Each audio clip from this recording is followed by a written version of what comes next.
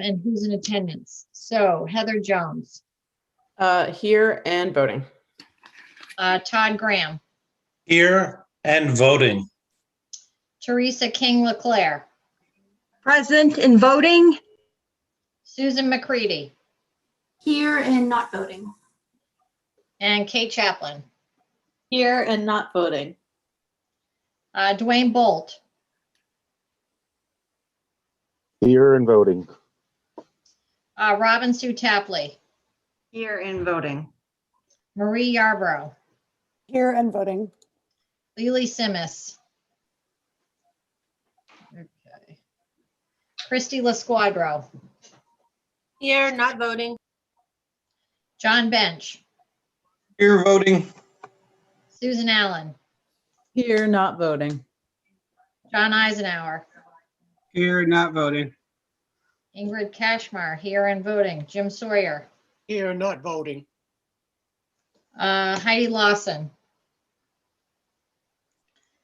Jessica Stewart, Jessica Bass, Carrie Hayes, I'm here. I'll vote. and Roger St. Amand. Okay, there we have it. Okay, so voucher went around in the last week or so. I'm assuming everybody signed it. And can I get an approval of the minutes from March 8th? Move to approve. Dwayne. Dwayne? Second. Susan. Susan Allen seconded. Any discussion? Oh, we're all on one screen now. Great. Seeing none, all those in favor say aye. Aye. Aye. Any nays? Okay, we have passage. Much faster. Ingrid, can you just for the record say that, please note that that was approved unanimously? Yes, please note that that was approved Thank you. unanimously. Thank you. Done. All right. There was public comment. There was a letter from Jen Crandall when I checked earlier today. Mark, do you know if anything else came in? Not that I'm aware of. I checked with Selena late this afternoon, Ingrid. Okay, excellent. Is there any other public comments? No. All right, so we move on to the principal's report. Mr. Haney. Thank you. As you can see, we have some visitors with us tonight. We have two groups of students who are going to share bits of their learning and advocacy with us. So what I think I would like to do is jump directly to the two students that we have from our design thinking team. It's a class that we offer. You can see in the screen there, we have Charlie Parker, and with him is Molly Ritter. And they're going to talk about the survey that they did with the student body around the later start day and some of the new things about the schedule this year. So the reason I'm kind of hesitating as I'm doing this is I'm also getting ready to to share my screen so they can do the talking and I can do that. So let's see, we want that one. Oh, it's not letting me do it again, even though I had actually practiced this time. All right, guys, you know what? You're going to have to start with your, you're going to have to start just talking kind of with your slides up. And the board does have this presentation linked in the principal's report packet, and I will make sure that that's viewable. And I'll keep working on trying to be able to set my settings so I can do this. So Molly and Charlie are going to share their thoughts. So this was a class that they're working on, and they had asked, what is it that we want to know about? And they kind of went ahead and took that question from there. And I'm going to let them talk on their own about what they learned from the students. Thank you, Mr. Haney, for that introduction. So right here on our quick presentation, the first slide, the title slide, you'll see just the student late start feedback, the census that we took, but I'll talk more about that in our introduction. So first, in the introduction, the second slide here, a little bit about us. I'm Charlie Parker. I'm a junior. I'm Molly and I'm a sophomore. And right now, the two of us are enrolled in the class Design Thinking. And this class is primarily oriented around problem solving and redesigning for real life obstacles. In a recent project, Mr. Haney and Mr. Braun had asked us to gather feedback from the MDIHS students about how they feel about the current schedule. And after smaller groups conducted one-on-one interviews with students, our class collectively decided we needed more information. And so then Molly suggested that we do a school-wide census and created a survey for our students. And here's what we found. First, on the third slide here, we'll go into the pros to begin with. These are all student quotes from the survey that we conducted. And our first one here is, my favorite thing about our late start is I get to sleep later on the days when I'm at home. This was a very common theme that the students really enjoyed, getting the extra hour of sleep or so from the roughly 8 a.m. start to the 9 a.m. start. I don't know, personally, I will say that I've enjoyed my sleep. Definitely. Yeah. Our second quote here, I don't have to wake up at 6 o'clock every morning to get on the bus at 7 and sit around at school before it begins. Even then, I'm luckier than the kids who were on the bus at 6. And we all know that the school bus schedule has altered, where now the high school students are going into school after the elementary school students. And so that's helped a lot. Sorry. Here, the third one, it allows me more time to get from HETC to the high school. First semester, I was enrolled in HETC. And this year, instead of using school transportation and taking the school bus, the high school's promoted that students drive themselves if they're capable, because mostly HECC students are upperclassmen. So this year, a lot of students have been able to drive themselves, and by pushing that the school back, or the start time back, I was able to get to my block C and D classes. And then finally, the last quote for the pros. I thought this was a little funny, so I added this in. All good things, literally not one downside. Don't you dare go back to normal time. So the majority were pros, but there were a few students who pointed out a few cons. The first student quote was, "I feel like we don't have enough time in class anymore to do work, which means the amount of homework we have has skyrocketed." Students are spending more time on their laptops than ever before. Shorter classes result in more homework that is digital. Whether you're at school or at home, the overall amount of screen time has skyrocketed. Another student has said that teachers are trying to cram everything into a smaller amount of time, so that's hard. Having shorter classes equals to not as detailed lessons. Students aren't collaborating with their teachers and peers as often, and class time is more focused on instruction rather than engaged learning. Guys, I'm going to interrupt you just for a second. Somebody's got a piano playing in the background, so it makes it really hard for us to hear. I think It's Becky's still- second thing is still on. I can see it Yeah. yellow. It's Whoever- Becky, I think Yeah. Becky still has two I pieces do, going. but I don't have a piano going on. I will double check that because I couldn't turn off my iPad. Sorry. I don't hear a piano, but for the sake of, I'll double check. I don't think it's mine. Thanks. Okay, go ahead, guys. All right, and so lastly, we'll get into our quick summary here. After reading the numerous amount of responses, we were able to come to a general conclusion. Although students are looking for a bit, or are losing a bit of class time and have more homework in most classes, the vast majority feel more productive because of their flexible morning schedule that allows for more sleep. Out of the 154 responses, nearly half of the students who took the survey did not give negative feedback or cons pertaining to the current schedule. Also, every student who did give negative feedback also included at least one positive in their response. The survey was conducted during the hybrid schedule earlier in the semester, but since then, students have generally felt more engaged in their classes. I can speak personally to that. I'm taking a chemistry class right now. And since the schedule has changed, we've been able to learn pretty much double the content. And also, since I have the privilege of driving myself and providing my own transportation, I know since we've gone back to fully in person, I've been able to meet with some teachers after school to get some more classwork and homework done.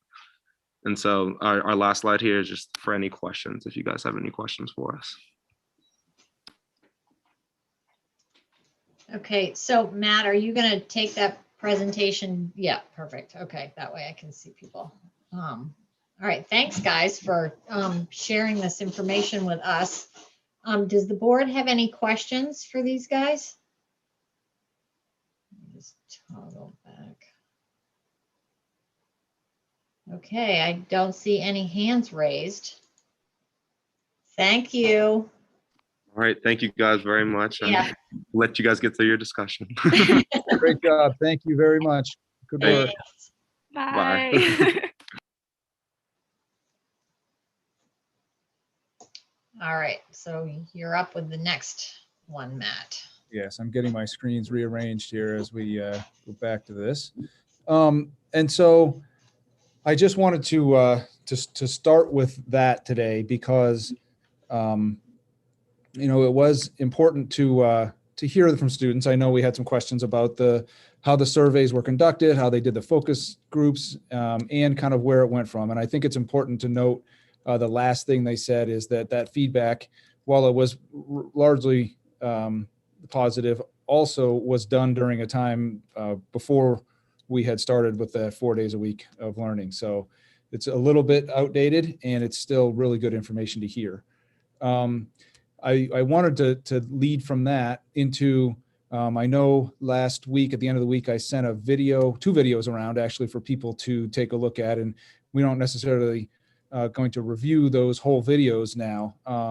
But one of them was Julie, kind of, if it seemed like the audience was a little bit,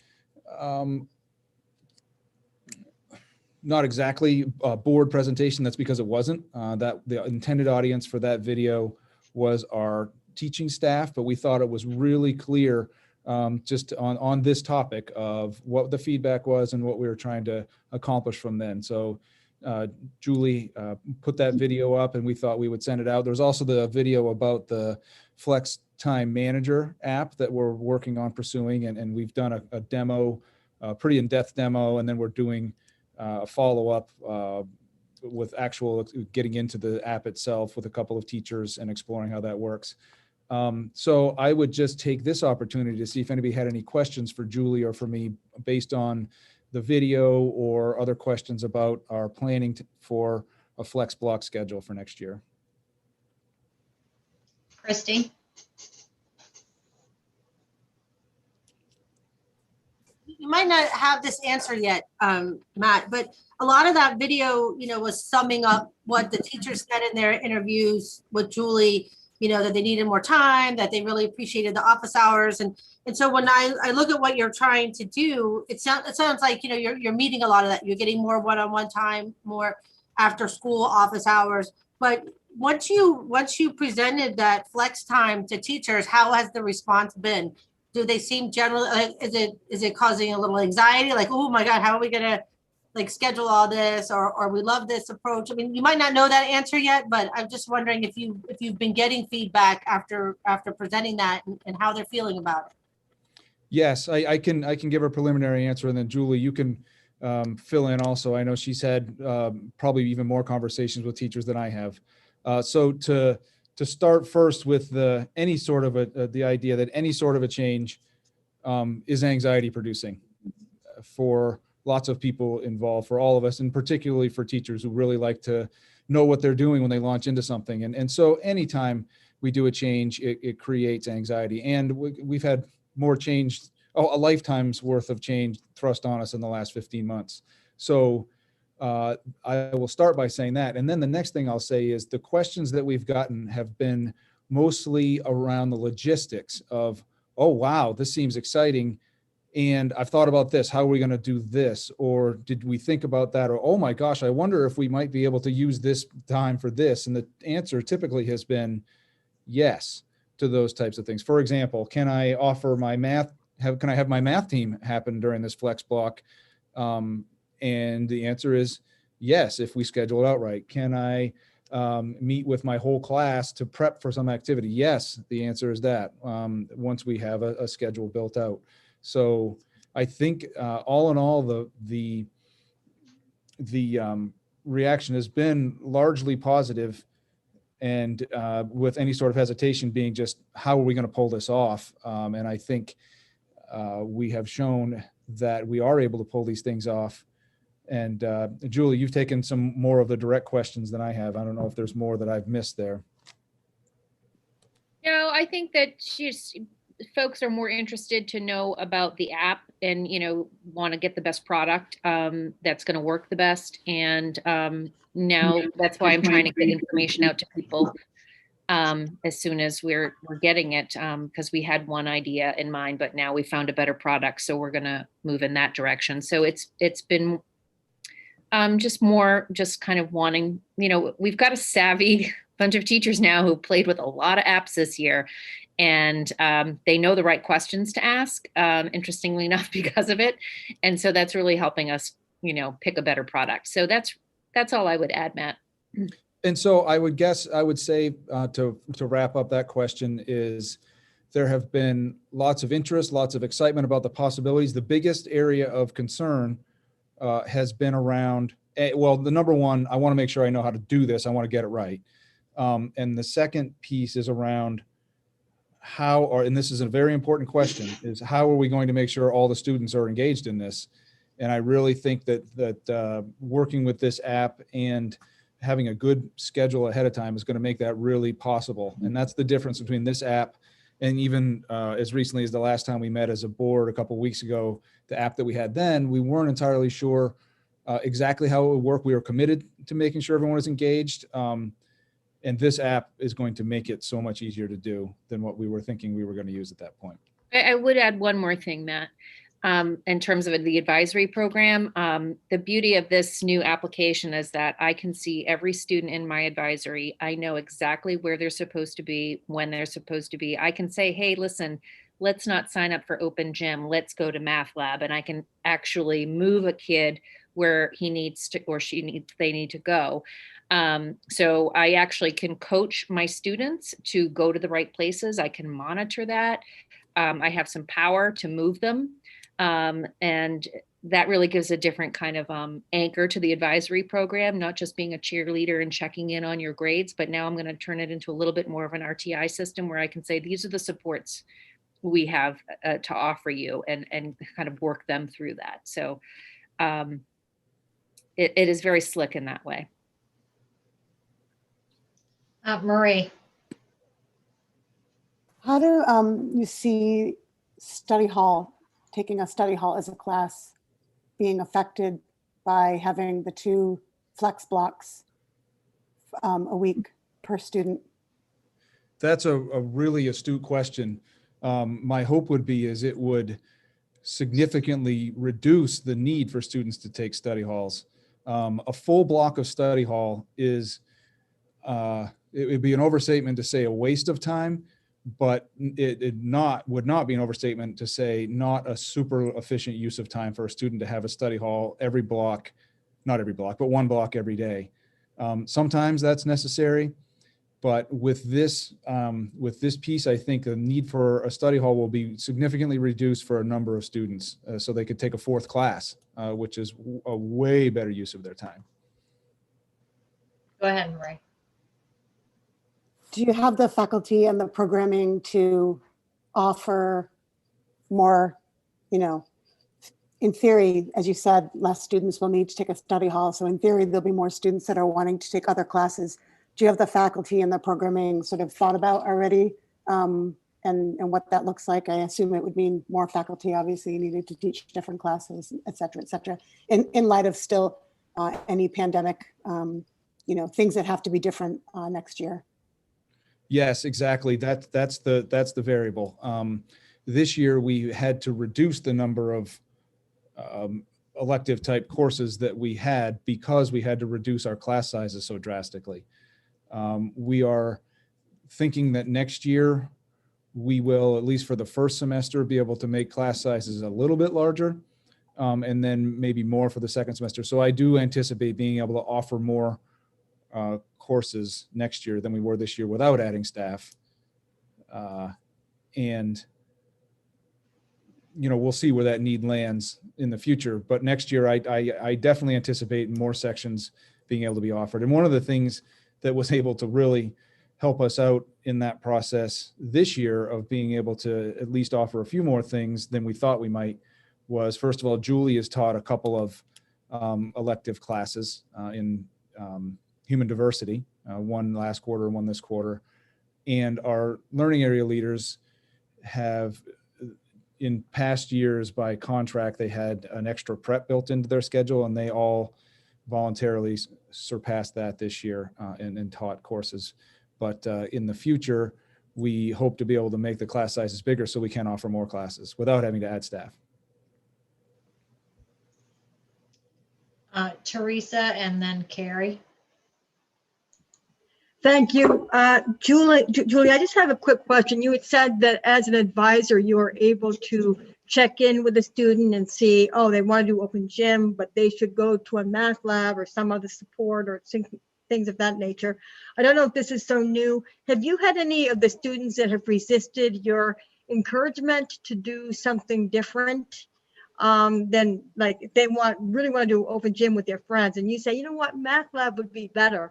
Are you finding any pushback from some of the students or any of the students when you try to encourage them toward a different support? Well, all of our supports that we currently have, and this is not operationalized yet. I want to clarify that. And actually, most of our structures that support students right now are really inequitable. The kids who need more help, their schedule gets chewed up because they take double time math, or they take their 3 core courses plus an academic literacy to help them access the freshman curriculum. So they actually have no flexibility in their schedule whatsoever, and engagement is an issue. So we actually think that this is going to help with engagement because, yes, they may want to go to open gym, but now I can actually sign up for a phys ed class perhaps, or a ceramics class, something that speaks to me. And then I can get the supports I need in a flexible manner. And when I'm doing well, I'm not locked into this support. It's more fluid and flexible, and it responds to when I need help instead of locking me into a semester-long piece. So that's one more thing I just would like to emphasize. Math team wants time, but it only wants time before the meets, right? So, it doesn't need to lock in, certain times every day. And so this is going to be the challenge for us, is getting the master schedule laid out, seeing when people's needs are, and then plotting it out to try to create some balance or to reduce conflicts. We will inevitably have conflicts and kids will have to make choices, but we're just trying to be more flexible with their time because that's the commodity right now, time. Thank you. Carrie. I was also curious about what Julie was saying about that, the advisors using the schedule. And my question was more about, I'm going to assume that some advisors are more hands-on than others. Is there going to be some kind of directive, Matt, to the advisors that they need to take some supervision of this flex time and really advocate for what the kids need to do? Or is it going to be, the kids who have the advisors that pay more attention are getting the help that they need, and the others are making those choices that might not be the best for them? Yes, it definitely will be a priority. And regardless of who your advisor is, you are going to be scheduled for something during every one of these blocks. So it's not like if the advisor is not paying attention or if they're out sick or something, you miss out. That's not how it works. It's more of an advisor who is able to engage with their students, is able to maybe counsel them on the things that they do during the time that they're required to do something. And if it's a situation where it's not so much a choice for the student of how they're going to do their enrichment, but an intervention, the classroom teacher is going to grab that student, not physically, but digitally, and it won't matter what the advisor does. So in that'll be the circumstance where the advisor is the one who can kind of guide with if they have if they've in the situation where they've got some things taken care of and they have some choice. Great, thank you. Other questions for Matt and Julie? Okay, I don't see any hands raised. No.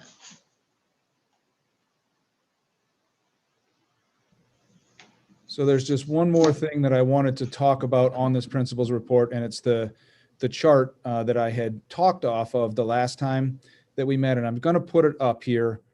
Now that I've talked my way through this, let's see.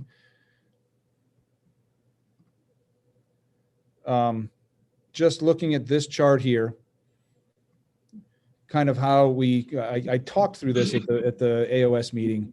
I just wanted to show it in numbers again. The number of minutes spent in class. And if you look at the middle column, if you look at the minutes spent in class this year, that's 31,680, and almost half of that was in a Google Meet. Where next year we're talking 44% increase from that, plus the 3,100 minutes in the flex block. So any idea that we're trying to recreate exactly what we're doing this year is definitely not. That's definitely not what we're doing. And I thought it was really interesting, again, to hear Charlie and Molly point out their experience with how different it's been since they've been in school 4 days a week in person versus the hybrid, what they've been able to accomplish. So I just wanted to point that out. And as far as the rest of the principal's report, it's there, and you can certainly ask any questions that you may have, but there wasn't anything else that I wanted to point out this week. Okay, does anybody have any other questions for Matt on this? No. Okay, so then we have the MDIHS Eco Team Project Legacy. So if you don't mind, I will just give a quick introduction.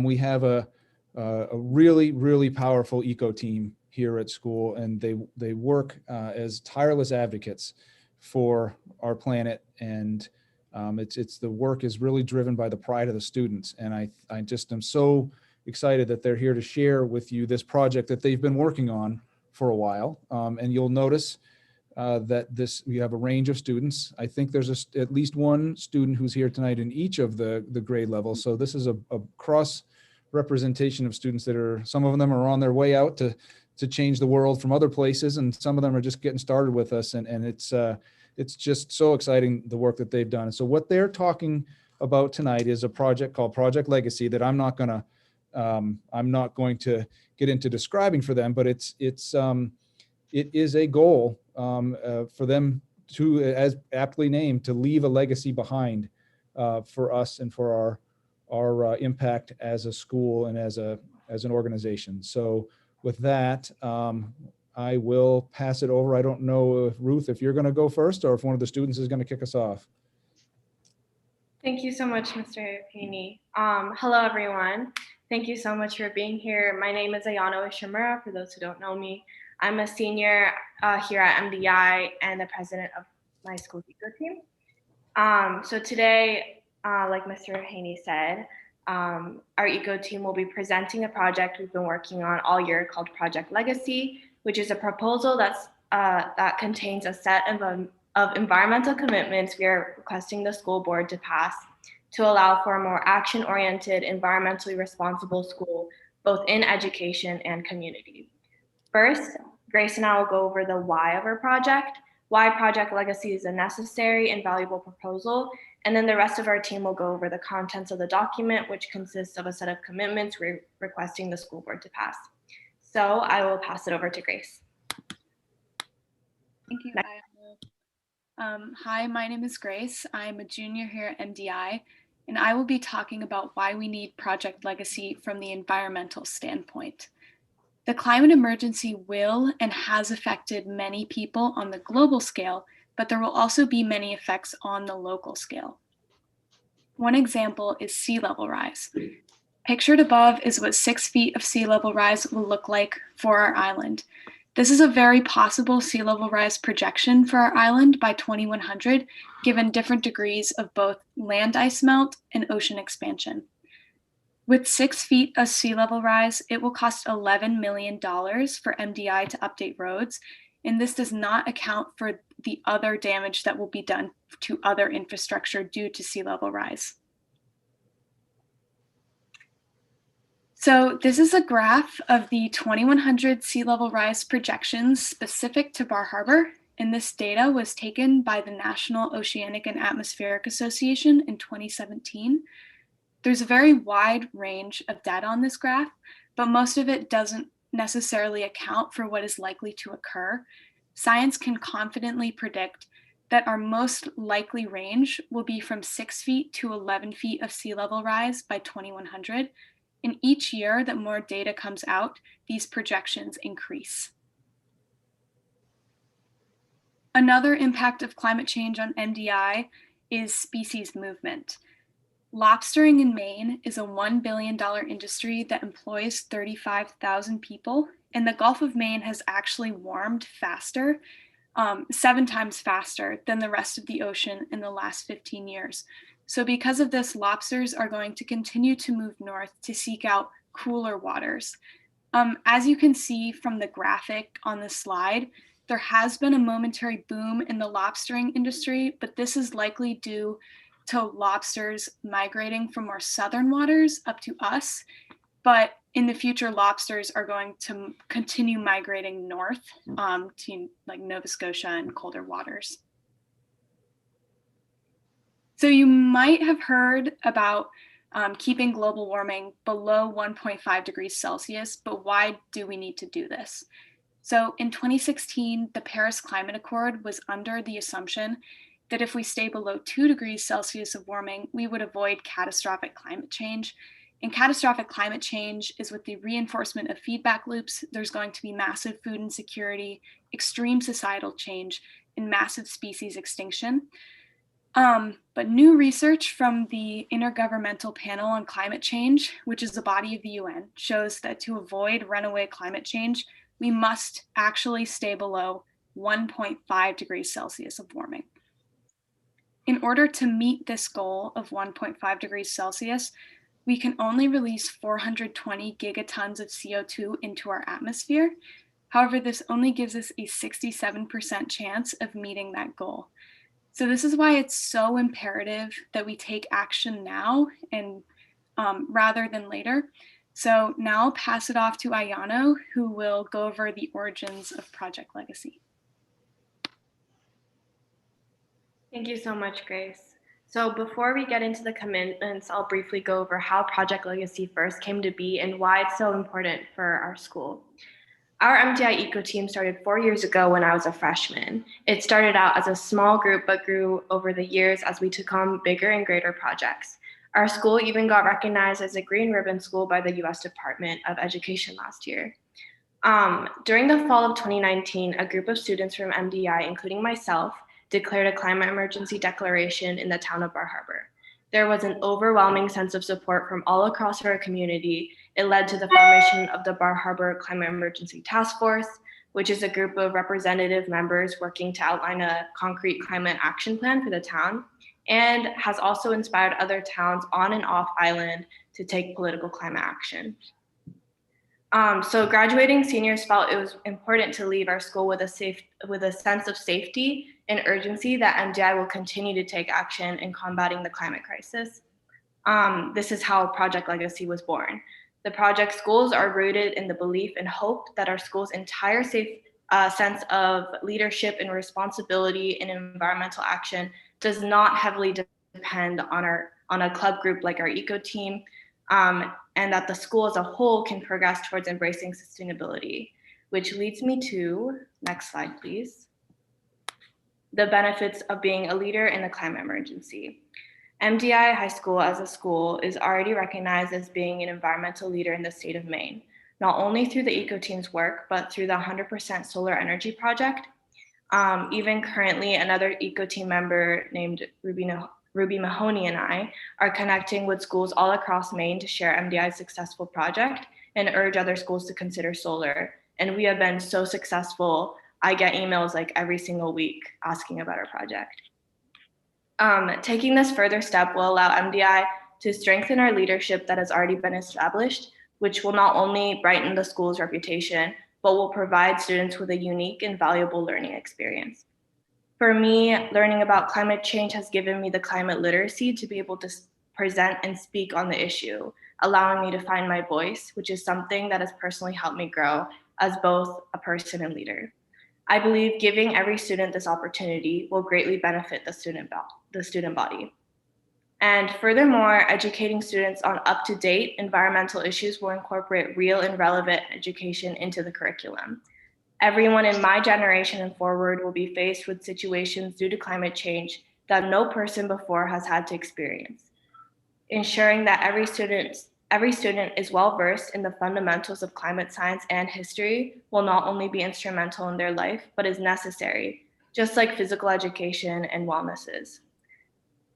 School, and specifically high school, is a place that is meant to prepare everyone for the world, which is why this real and relevant education is necessary and super valuable. And now I will pass it over to Mason, who will go over our proposal. Thank you. Thank you, Ayano. My name is Mason, and I am a senior at MDI. I'm just going to give a quick overview of Project Legacy before we go into a little more detail. So overall, we're asking for a school-wide commitment to combating climate change and its impacts, aligned with Bar Harbor's Climate Emergency Declaration. This commitment would have 3 parts. The first would be education. We want to increase education or climate literacy within our curriculum, adding this subject to our required classes so all students gain a strong understanding of climate change and the issues surrounding it, alongside supporting efforts to expand awareness outside the classroom and within our community. The second would be carbon emissions. We aim to reduce our carbon emissions and waste production by increasing our efficiency and use of climate-friendly alternatives.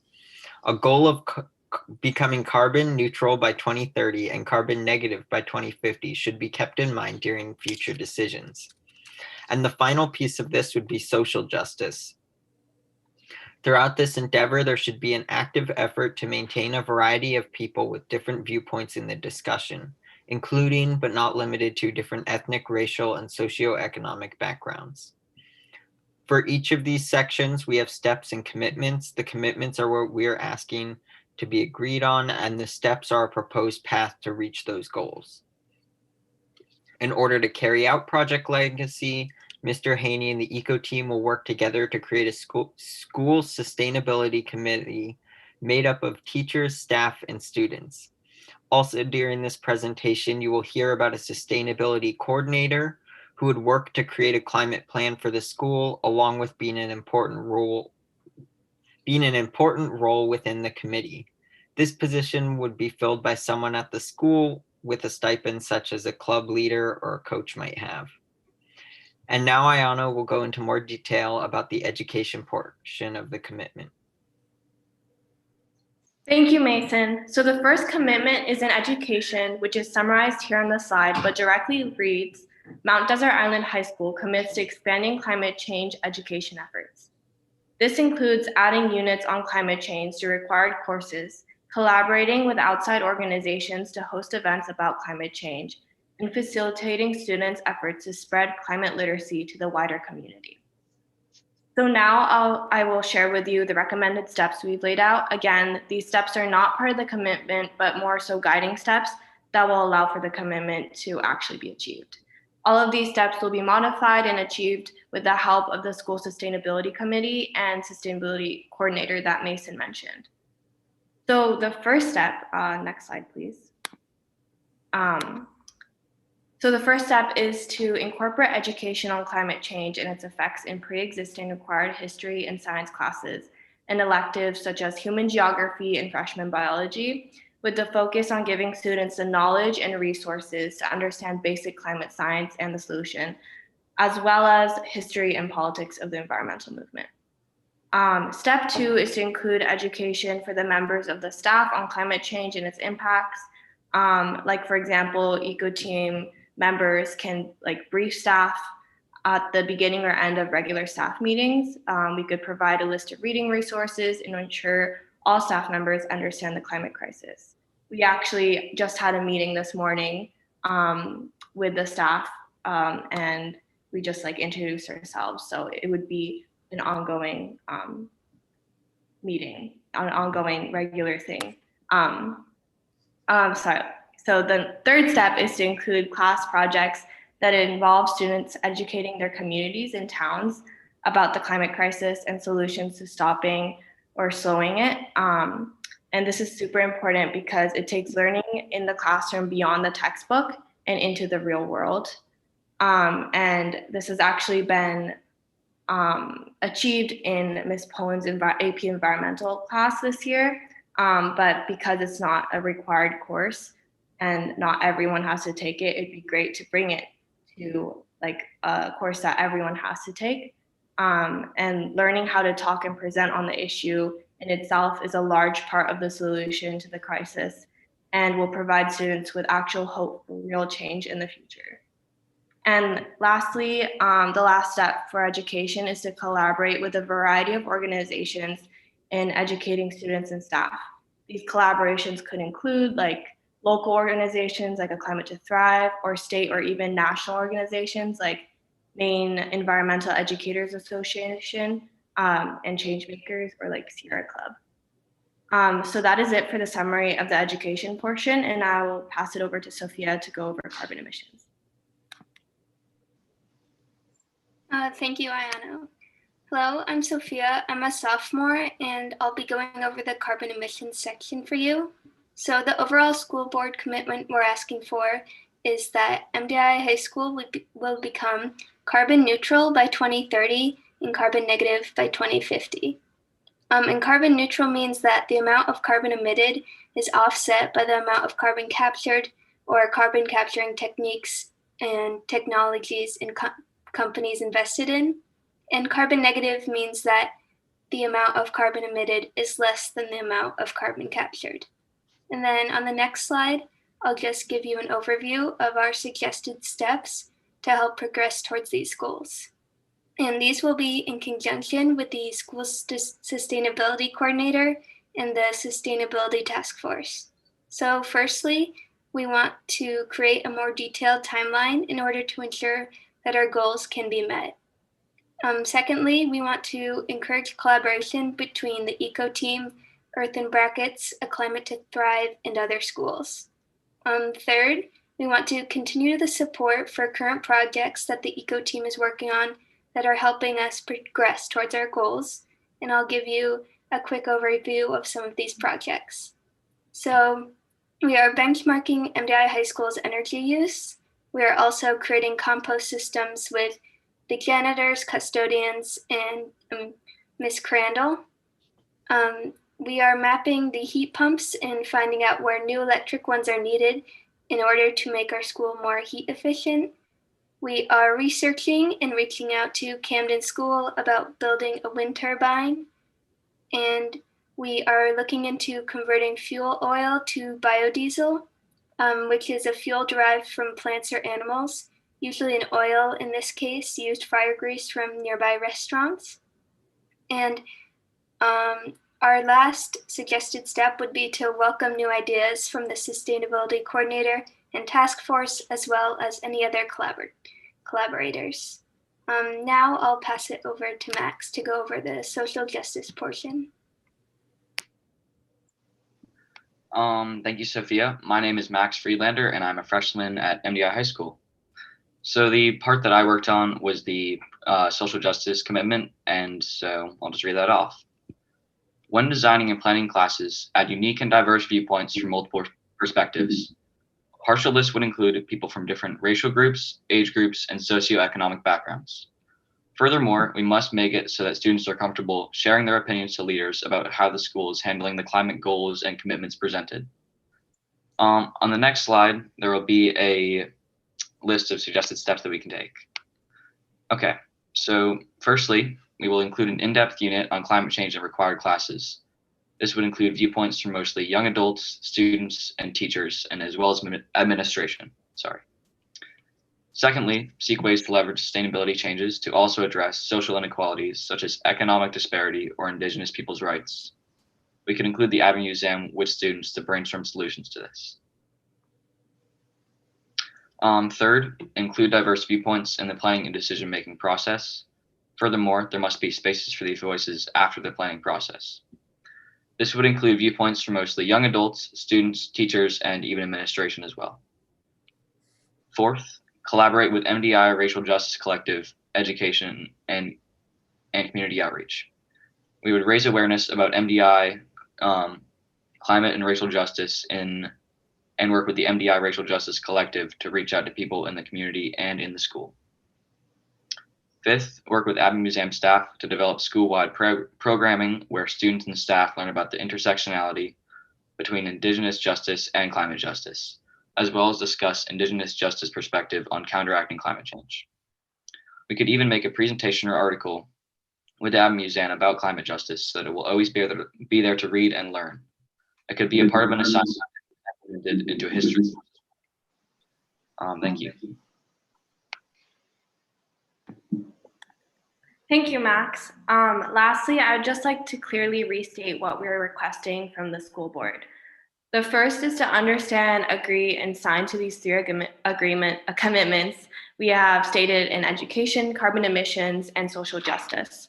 Again, the roadmap or suggested steps are not a part of the commitment, but more so a series of possible steps that the school could realistically take in order to meet these commitments.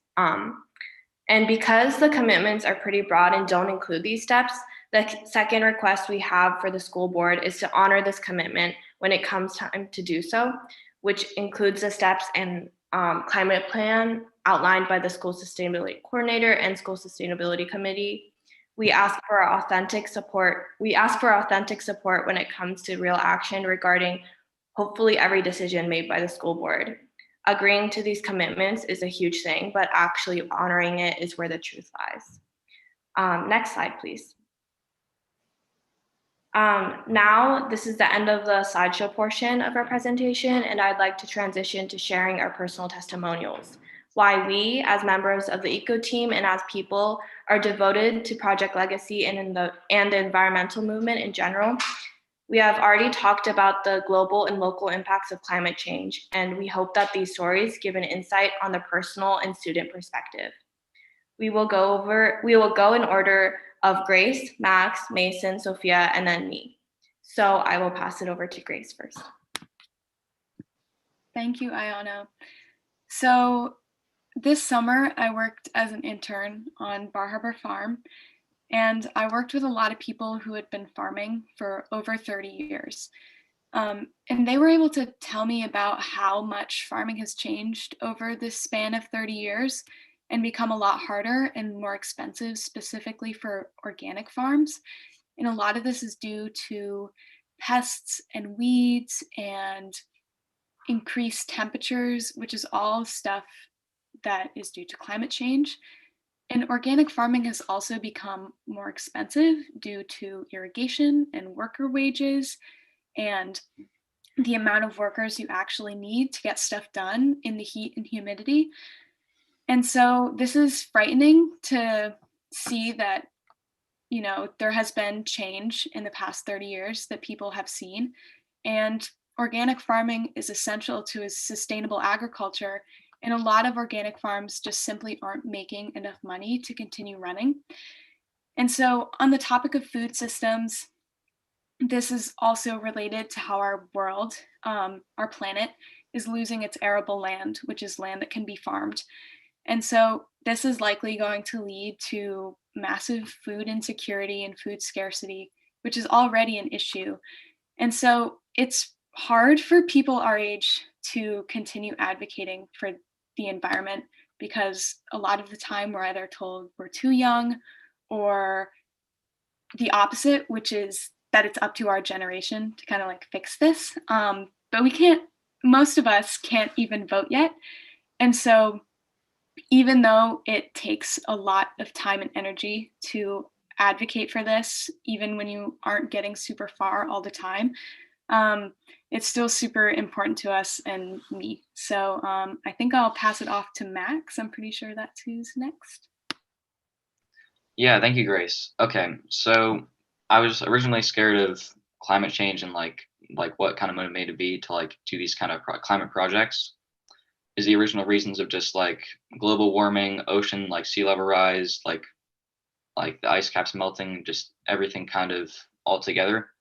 But now, after really being through this pandemic, I made a new connection, and I just thought it was interesting. So I'm really also right now just like mostly scared of like after going through this pandemic, just wearing a mask and having to change how we live completely is just like turn everybody's world all like completely upside down. And with climate change, I'm mostly have a big fear of just how the air pollution quality would get so bad that we'd have to wear a mask, not just because of a pandemic or of any other reason, but just because the air quality has been just so terrible, or something else like that happens that we have to change our lives completely again just because of how we could have acted on something earlier when we didn't. And that's my testimonial. I will pass it off to Mason. Thank you. So being homeschooled before high school, I spent a majority of my childhood outside. When I wasn't doing schoolwork, I spent plenty of time in Acadia National Park, and in the summer months, I basically lived feral in the woods around my house. Needless to say, that time has left me with a strong connection to nature, and its role in shaping who I am now has been invaluable. Because of this, preserving those experiences so future generations can make the same connections I did is really important to me. One of my fondest memories is going on Diver Ed's boat when I was younger and being amazed by the colors and variety of marine life in Frenchman's Bay. So in the summer of 2019, when I got the opportunity to work there and be part of that for others, I jumped on it. From the very first tour I did, the change I saw disturbed me. In the 8 or so years since I had been on the boat, the colors that had fascinated me were almost gone, replaced by greens and browns of bare rocks and dead mussels. On the whole season I worked, I can probably count the number of species I saw on one hand, a majority of which I watched flee in the warming waters. Eddie, my boss, told me how he had to keep going deeper and deeper to find lobsters and described increasingly irregular patterns in the behavior of the remaining species. Frenchman's Bay and the surrounding waters are such an important part of who we are as an island, supporting our fishing and tourism industries and contributing to the beauty of our natural environment. If we don't take action to reverse this damage, who we are as an island will be changed, and children like me will never get to see what makes our community so special. This is why I'm so passionate about this project and why I believe that Project Legacy is how we as a school can do our part in this fight. And I will pass it to Sophia. Thank you, Mason. So I just want to speak on how within the environmental movement, there's a huge sense of community, and that's really helped me grow personally. And I think that there's huge potential for everybody to feel similar to me in this way. And it's because it's a powerful movement for change, and it has lots of intersectional significance. So like anybody can find their place, and you can find like-minded people who are also excited about taking action. Learning about the climate crisis is not about being bogged down by it, but excited for the opportunity to create and implement solutions for it and to unite with those who you might not otherwise cross paths with. And with this testimonial, I thought it was just really important to recognize the necessary hope factor we must implement in the education portion of Project Legacy so that the students of MDI High School will feel a similar way to me. Thank you so much, Sophia. So I'm Ayano, and I'll be the last of the testimonials. I grew up learning about climate change from my grandmother, who's the CEO of this nonprofit organization in Japan that works to plant trees and tree saplings in like deforested areas of Japan and China. She taught me about sea level rise, mass species extinction, global food insecurity, increase in natural disasters, and more that was hardly covered in grade school. Volunteering with her during the summers, I had an outlet to direct these fears of mine and my desire to help the earth. But during the rest of the school year, I felt pretty hopeless, especially not having a fundamental understanding or education on the issue. So joining Eco Team freshman year, I finally found a group of like-minded people, like Sophia said, who were devoted to making real change. The projects we started with may have been small, but through difficult conversations, both in and out of Eco Team and growing, I learned I was capable of actual change. Then junior year came along and I helped declare a climate emergency in the town of Bar Harbor, as I mentioned before.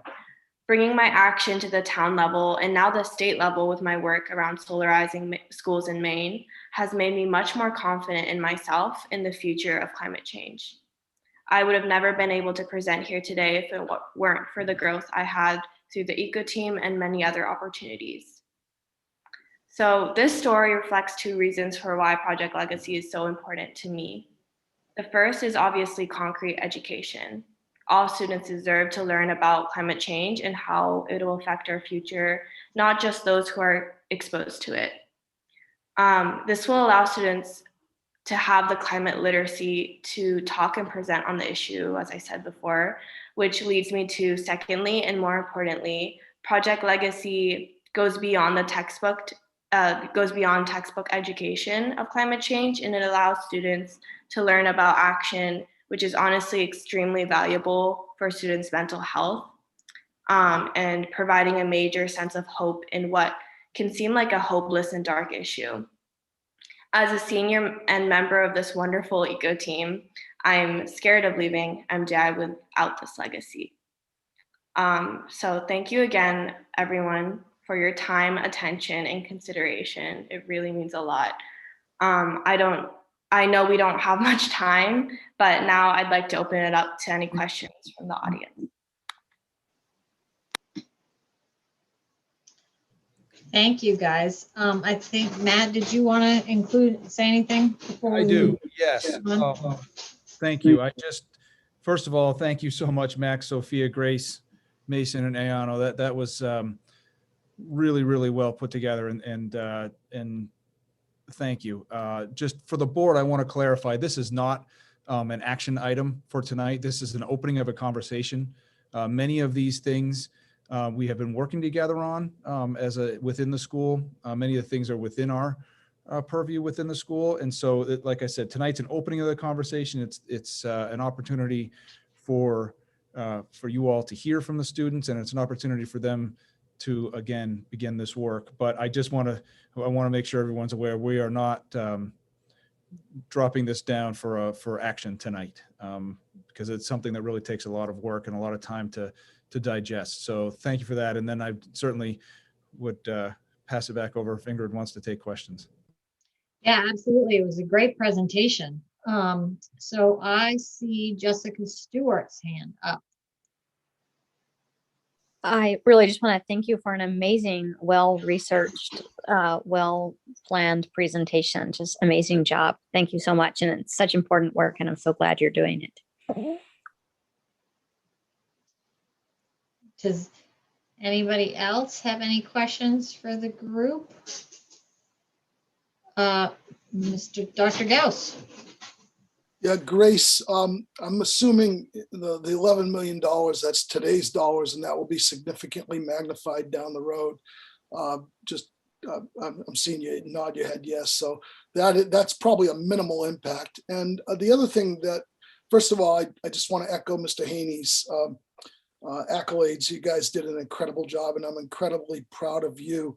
And I hope the work you're doing that's representative of the student body across all grade levels can cascade down into our middle level and elementary level as well. So important, but so proud of you, and just affirms why you guys are leaders in the state, and our school is. I'm very, very proud. Great job, guys.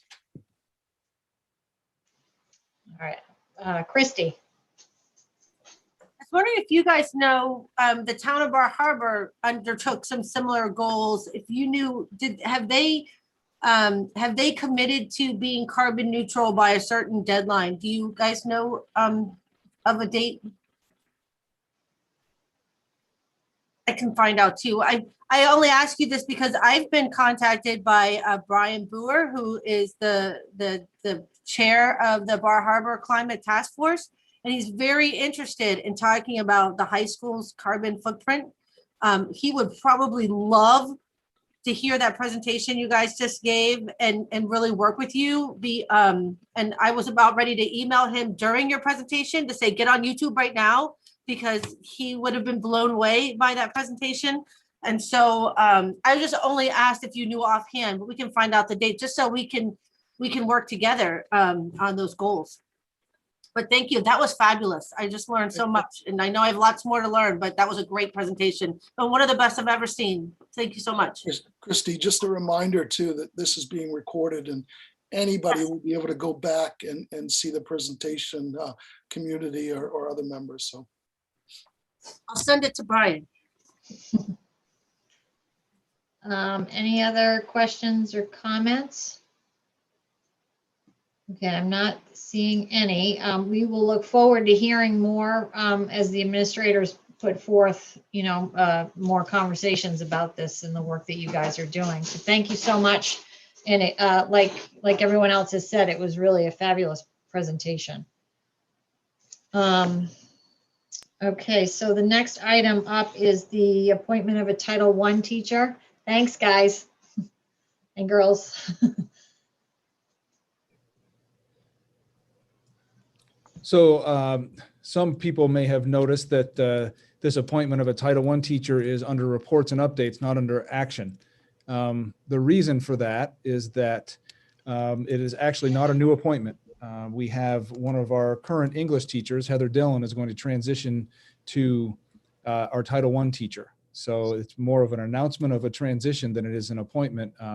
We're really excited to have Heather in the Title I position. She's got some great ideas to involve the students in reading, to involve the adults at the school in the reading, to involve our community in reading and supporting that. We are certainly going to significantly miss Megan Smith, who's been in this role for a long time. And we're also excited for Heather and what she's going to be able to bring. So it's more of a report than it is an action item. And I wanted people to know that. We do still have teaching openings in English language arts and special ed, and we'll be doing interviews soon in those positions and hope to have appointments for those in May. And Matt, just to clarify, this position change is not happening until the next school year. Is that correct? That is correct, yes. Okay. So Marie. Sorry, I just need to clarify because I realize I don't know. So is it Heather is moving out of the current position that she's in and moving into this other position? It's a completely separate position. So that the hole that you're talking about in ELA is her position. Yes, and we also had an ELA opening because something similar happened. Keith Eaton moved from English to social studies when Wilton Jones retired last fall. So we're actually looking for 2 English teachers now that Heather has moved. Christy, did you have a question? Okay, it was answered. Okay. All right. So any other questions for Matt on this? No. Okay. So next we'll move to discussion items and the international travel plans update. So until just within the last day or so, we had intended to come tonight and actually seek approval for the Iceland trip to travel in April of 2022. So I will say that we're not doing that tonight because the trip leader has not been able to get the final details from the travel company. So that's the end of the story. And that we are hoping that we'll be able to have that on the May agenda for approval. I can go back and fill in.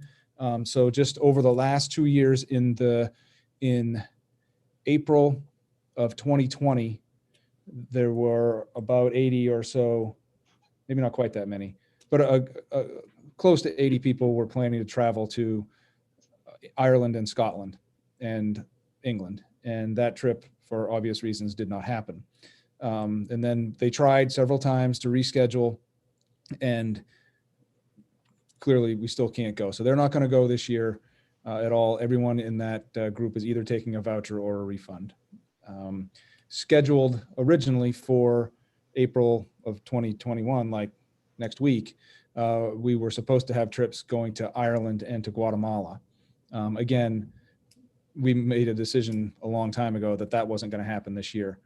So I've got together with the three trip leaders within the last few weeks, and we laid out a plan going forward that that Iceland is going to be ready to try to go next year, and so like a year and a week from now, with the same students who were scheduled to travel before.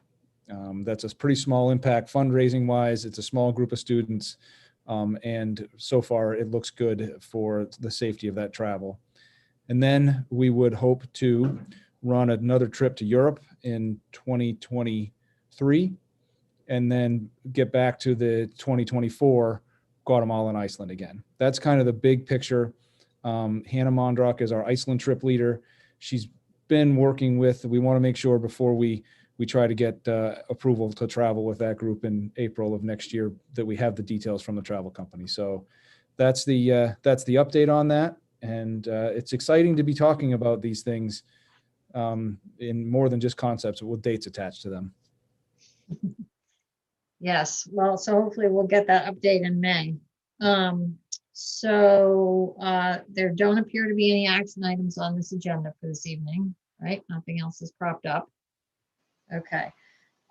So future agenda items will likely have a travel update. I would like to have the officers vote in June. Some of the communities have pushed back their town meetings, and so I believe by the time we meet the middle of June, everybody will have been reelected or newly elected, and we can have the vote for the high school chair and vice chair at that time. The date and time of the next meeting is May 10th at 5 o'clock. Do you guys have any other business? I have nothing, Ingrid. I don't know if Matt does. Looks like Robin Sue has her hand up. I have one screen and I do not. Oh, sorry. Gosh, you know, you're so small on your screen. Sorry. Sorry. I don't know. I just have a question, I guess. Is there a plan for the high school to go back 5 days a week instead of the 4? Or are we just going 4 days till the end of the year? For the rest of this year? Yeah. No, we are not planning to change our schedule as it is for the rest of this year. And why? Because what we're doing is with the office hours are things that are working as contact time. It allows the teachers, our teachers are still teaching in a hybrid setting where they have some of their students in person, some of them online. They are still working in a pandemic, and they still need that time on Wednesday to do that work and to get through. And as we heard from the students, things are going well since we made the change in the mid to late part of March. Okay. Any other questions for Matt? You've got John Eisenhower. Yep, John. Unless I've heard, unless I haven't heard otherwise, the vaccination mandate for the regular vaccinations will kick in next fall, and I'm hoping that the schools are making an effort to notify the parents that don't meet those requirements what might happen in the fall if that's the case. Yes, we've reached out directly to everyone that is involved, and we've actually gotten a number of people already responding saying, "Oh gosh, thank you for the reminder." So our school nurse is really very well on top of working with families in that situation, and I think Mark was trying to say something before I jumped in. No, Matt, you're fine. I was just going to emphasize we're doing that in all of our district schools. Nurses and the administrators are right on top of that, and they've got a good plan. Okay. Any other questions? Okay, the only piece of other business that I had is at the last meeting, we talked about needing to have a high school rep for negotiations. And is anyone interested in filling that role? I had said I would do it if no one else wanted to, but I am happy to step aside and let someone else do it. So, Heather. So I guess my question is it really necessary to have a high school rep, since likely there's going to be a representative from every town, and they also serve on the high school, and then you have the opportunity to, do the executive sessions following any of your, each unit's board meeting. And the reason I'm asking that question is mostly because we've talked about, the daunting number of people in there. So if we can, well, if you all can have, one person from each town, that might help the communication process. That's just my question. Yeah, I think that's a conversation probably maybe for the AOS board. I mean, in the past, we've had representation from the high school because it's a separate negotiating unit and somebody has to TA those items. So historically, there's been somebody. I mean, I think we could choose not to. I think that's probably a good AOS conversation. Maybe that's something that we can talk about during that executive session too. Yeah. Okay. So we don't need an answer on that this evening. Although we are going to start probably negotiating at the end of April or May. So we will need to make a decision about that. Okay, seeing nothing else or no other hands raised, I would entertain a motion to adjourn. So moved, Heather. Thank you, Heather. Is there a second? Second. Susan Allen seconds. Okay, so you're going to all have to take yourself off mute, and for all those in favor, please say aye. Aye. Aye. And let the record reflect that we have unanimous consent on this item. Okay, see you all at the next meeting. Ingrid, Yep.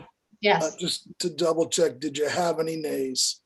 Oh, thank you. Are there any nays? There are not. Thank you. All right.